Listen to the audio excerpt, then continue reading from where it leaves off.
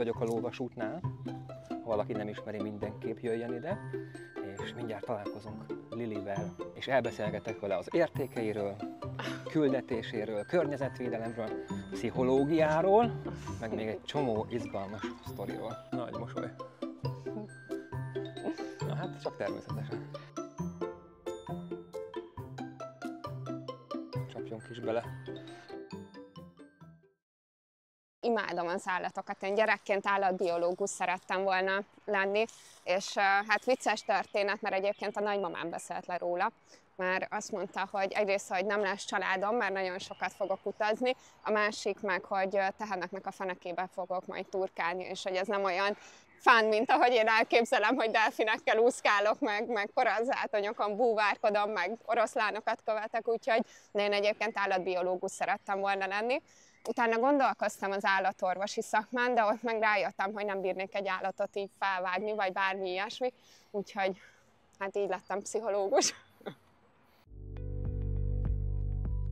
Én 2020-ban vettem át a családi vállalkozásunkat, és egy 2022-re jutottam el oda, hogy napi több 10 óra munka után, hogy pánikbetegség jött ki. Az nekem egy ilyen abszolút figyelmeztető jel volt arra, hogy nem jó úton haladok, és valamin változtatni kell, hiszen akkor voltam 28 éves, és akkor tudtam, hogy na jó, ez így nem éri meg semmi, hogy az embernek az egészsége és a jóléte rámenjen. Te gondolkodásmódod különbözik bármiben az elődjeid gondolkodásmódjától? Abszolút. Hát ha választanom kéne, ugye nagypapám ő 2004-ig vezette a céget, mert utána sajnos ő elhunyt, és én azt mondanám, hogy egyébként így lelki szinten, meg tulajdonságokban én jobban hasonlítottam egyébként nagypapámra. Viszont a nagymamám, őtől vettem át egyébként végül 2020-ban, az akarat erejét, a kitartását, ezt az erősségét, ezt tőle örököltem, viszont nagyon-nagyon más típusú vezetés volt. Tulajdonképpen egy ilyen nagyon erős markú, üvöltözős, minden forint számít című vezetésből jöttem én, aki meg a pszichológus, jaj, megértünk mindenkit, az a lényeg, hogy te boldog legyél nálunk. Fél éven belül felállt az összes kollégám az irodából, tehát ez egy akkora síp volt kettőnk között. Ami nekem volt, és ilyen nagyon hirtelen a semmiből csapott be, én soha nem gondoltam volna, én mindig egy ilyen jókedvű, könnyed személyiség voltam, és egyik este, amikor otthon ültem, lementem a fürdőszobába, elkezdtem zuhanyozni, és egyszer csak éreztem, hogy valami így elkezd a mellkasomra ránehezedni. És először csak azt hittem, hogy jó, hát a kis szokásos stressz szép a cég miatt, és hogy majd elmúlik. És mire kiértem a fürdőszobából, elkezdtek így lebénulni, vagy így bemerevedni a végtagjaim, és lefeküdtem az ágyra, és akkor onnantól kezdve egy ilyen végtelen remegés jött rá a testemre, és egy borzasztó halálfélelem, és összeszorulva itt a torokrész, a mellkas, olyan érzés, mintha nem kaptam volna levegőt, és akkor ez egy ilyen jó fél óra, ami a kemény része, ami senkinek nem kívánnám, és utána ilyen utóremegések vannak még, úgyhogy ez azért egy másfél órás periódus volt, és még másnap is egyébként úgy éreztem magam, mint akin átment a villamos, és utána nagyon sok ideig csapott meg így a szele folyamat, hogy fú, na most fog jönni, úgyhogy az egy nagyon rossz időszak volt, ott éreztem, hogy én így nem tudok élni. Februárban kezdődött, és ilyen augusztusban volt, hogy segítséget kértem. Kezdtük feloldani bennem a dolgokat, és igazából közelebb vitt önmagamhoz, és a lelkemhez, és az utamhoz, és ez segített abban, hogy ott már hála az égnek egy ilyen 2-3 hónap alatt teljesen tünetmentes lettem.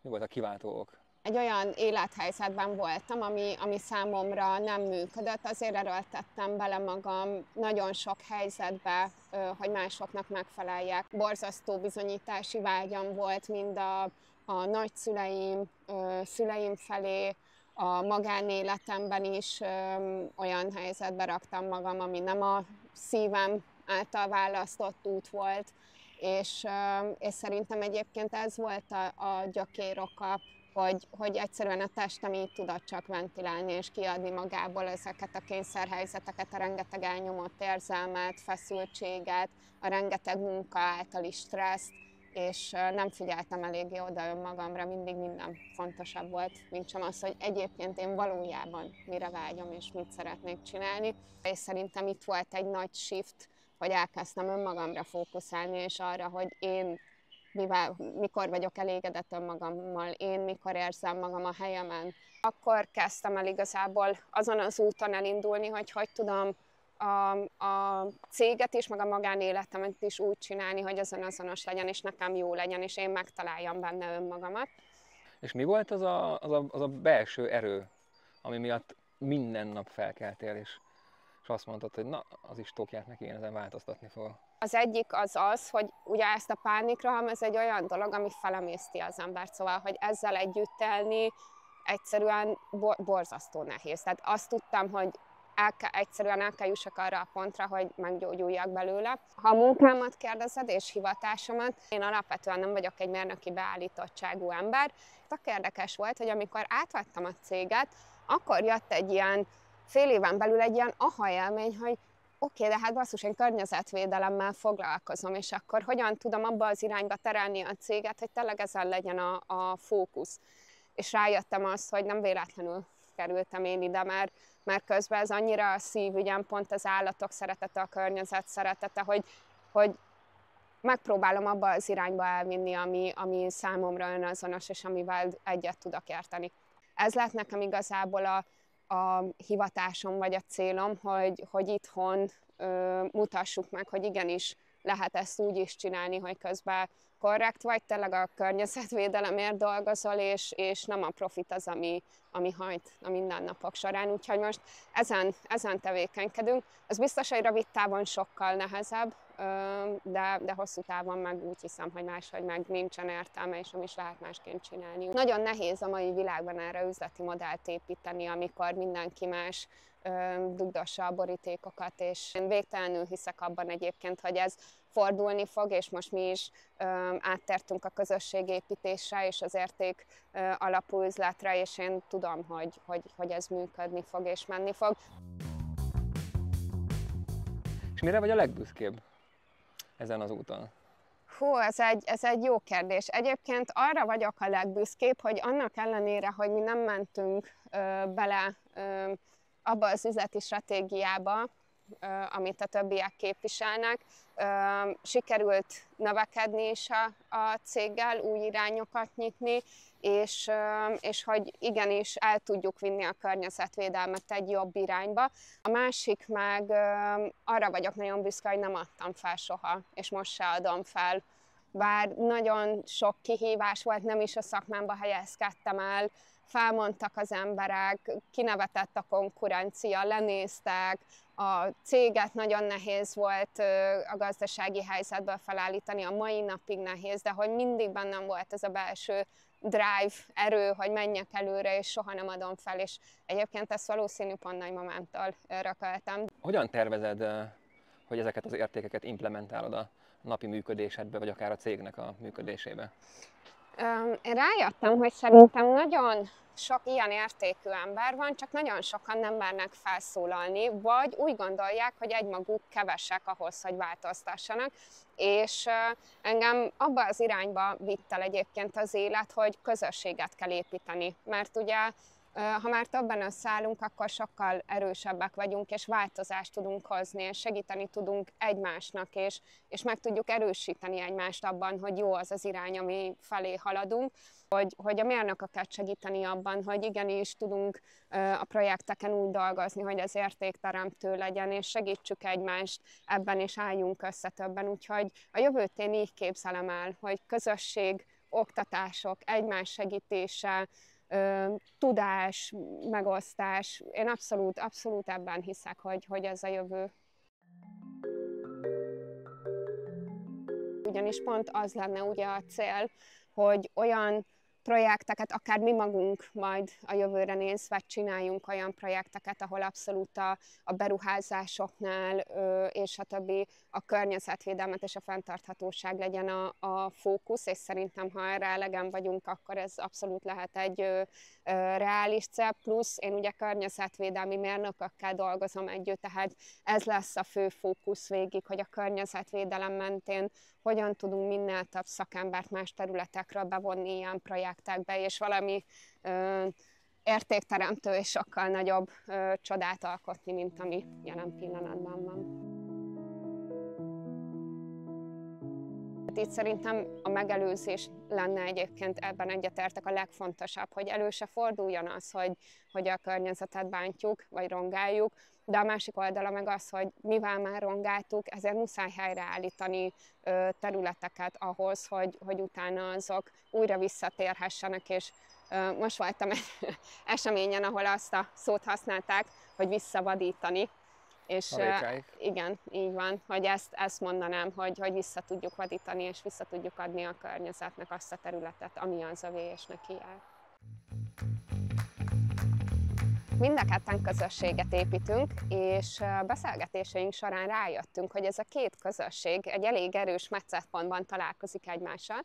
Azok a mérnökök, akik még nem tudják, hogy pontosan mi az ő útjuk, hogy tudnának egy olyan pályára, karrierre, útra rátérni, ahol tényleg értéket tudnak teremteni, és önmaguk tudnak lenni, és olyan projekteken tudnak dolgozni, ami önazonos, amiben jól érzik magukat. A Daring Self Project rengeteget tud ebben segíteni, hogy megmutassa nekik, hogy tudnak a saját útjukon menni, és ha még nem találták meg, akkor abban segít, hogy megtalálják ezt a saját utat.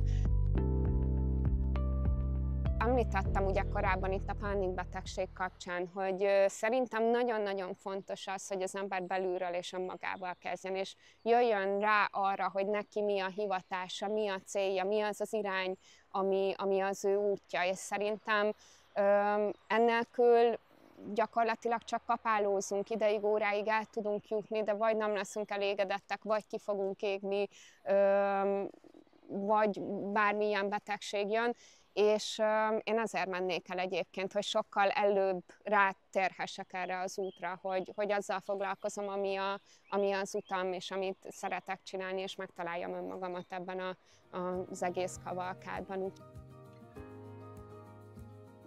És mire tudják használni ezt a kedves mérnökök a ti közösségetekben? Hát arra tudják használni, hogy kilépjenek abból a mókuskerékből, amiben jelenleg vannak, és hogy kilépjenek abból, hogy a jelenlegi rendszernek kell megfelelni, és a jelenlegi irányelveknek, ami sok esetben biztos vagyok benne, hogy nem rezonál velük, és nem önazonos, amikor olyan dolgokat kell akár megtervezni, akár a nevüket hozzáadni, ami utána tudjuk, hogy bántani fogja mind a társadalmat, mind a környezetet. Úgyhogy ebben tud nekik segíteni, hogy egy biztosabb alapot kapjanak önmaguk alá, és megtalálják az útjukat és a hangjukat. Ezt a környezetet kell védeni, tessék. Bizony. Ezt a család. Ezt a családot. Így van. Ezt a közösséget. Ja, szép. Bocsi, majd ott lesz mögötted egy bokor. Köszönöm, hogy megvédted a környezetet. Szuper volt. Csináljuk. Nagyon jó.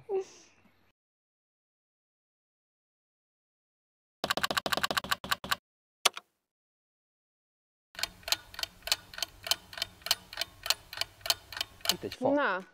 Hát meg pont mondtad, hogy környezetvédelem, és így hát Szibáját, pont van körülötted környezet. Ez jó lett. Egyelőre jók vagyunk. Igen, láttam valami nagy gyökeret az előbb. Megtámadott a természet. Azt nézd! Túl invazívak vagyunk neki. Szólnál, ha el fogok esni? Megpróbálok. Köszönöm. Egyenesen, Oszi, egyenesen. Csak meg kell nyomni. Várjál, már most elmenjek a figyelmemet. Ja, jó. Segíts már! Ne pánikolj! Én már tudom, hogy kell. Nekem azt mondták a finnek, hogy pálinka amúgy. Az mindent megold. Mi? Csak egy feles vodkát húzzál le elő. Igyekeztem. 10 pont. 5 pont. Jó volt a szinkron, és még átol meg, és még a helikopterbe szállt. itt vagyok. Tök jó, eddig is itt voltál. Legalábbis én úgy vettem észre, vagy nagyon beütött a varázsgomba. Ja, meg kell állítanom.